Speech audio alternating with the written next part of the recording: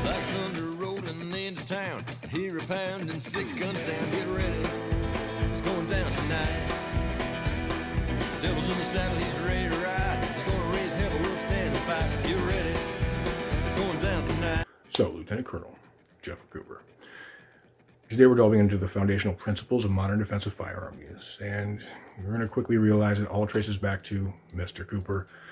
For the most part in everything, he was United States Marine Corps. He codified the rules of engagement and the technique for contemporary handgun use. Even if you've never heard the name, you've encountered the concepts most likely. And they come deeply ingrained into all civilian, military, and law enforcement training for firearms. Championing the .45 ACP 1911 at a time where revolvers were pretty much everybody's wheelhouse, there's a greater capacity in what he believed in the reloading of a semi-automatic pistol, and with the heavy effective round like the .45. The Weaver stance is another thing that he pioneered. Another one is the draw stroke, the flash sight picture, the compressed surprise trigger break, yes, the double tap, firearm conditions of readiness, the color code, the personal readiness, perhaps Cooper's most relatable and powerful contribution to the contemporary life of his color coding system, praising the personal psychological readiness and situational awareness. Think of this as your internal threat assessment. And one thing that's really important to mention is this is going to vary depending on where you learn it from. This is the original from Cooper, but it's been revised. The way I initially learned was that yellow was you're in your house, relaxed, you're not really worried about it. Orange is driving, and we'll get to that part in a moment, but that's the scanning phase. Red is you've identified there's a threat and there's something you have to do right now. But I just wanted to put that out there before going through the rest, because different people are going to have known different things, and kind of like Ed Parker said this, Mr. Cooper said this, that's just kind of how it is. But it doesn't mean that there's a wrong way. This isn't specific to a pistol section like that or shooting training. It's a mental state as originally developed, crucial for anyone committed to self-defense, whether you carry a firearm or not. White is the unaware. You are completely oblivious to your surroundings. You are caught totally by surprise, relying purely on the attacker's ineptitude to be able to serve you. You are easy, reactive victim. Yellow, general awareness. This is your baseline state. You are vaguely aware the world is sometimes a dangerous place, and then you might have to defend yourself. You are actively scanning anomalies and appraising your environment for potential danger. Cooper described this as, I might have to shoot. Essentially, your default setting in yellow is public. Orange is threat identified, something is wrong. You have identified a specific potential danger threat, elevating your awareness from a general scan to a focused concern. This changes from I might have to shoot to I might have to shoot him, and you are preparing for action. Red, combat in progress.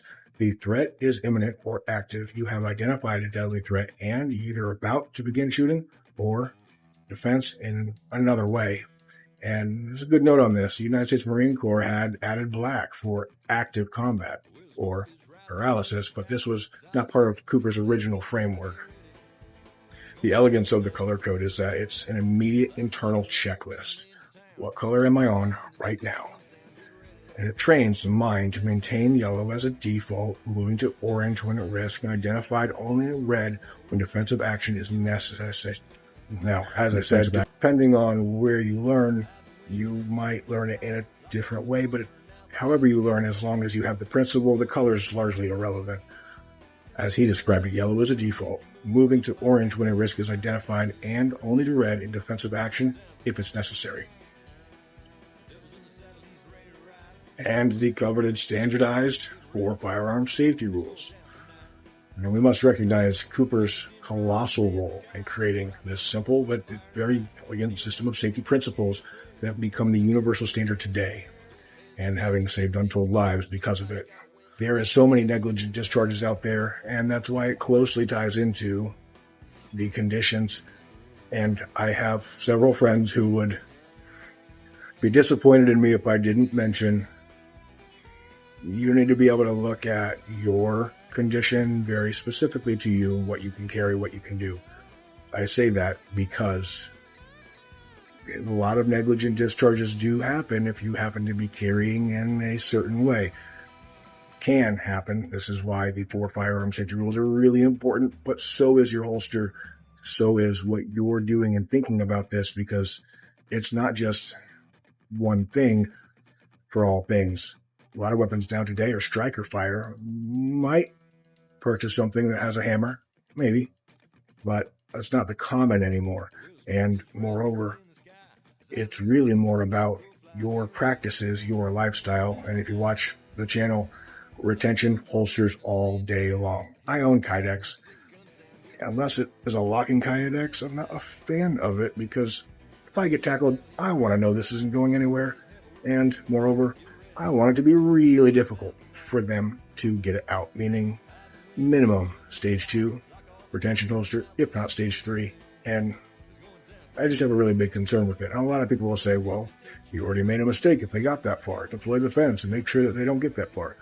Yeah, but not every situation is going to call from a drawing on the guy. And criminals are really good about hiding their intentions.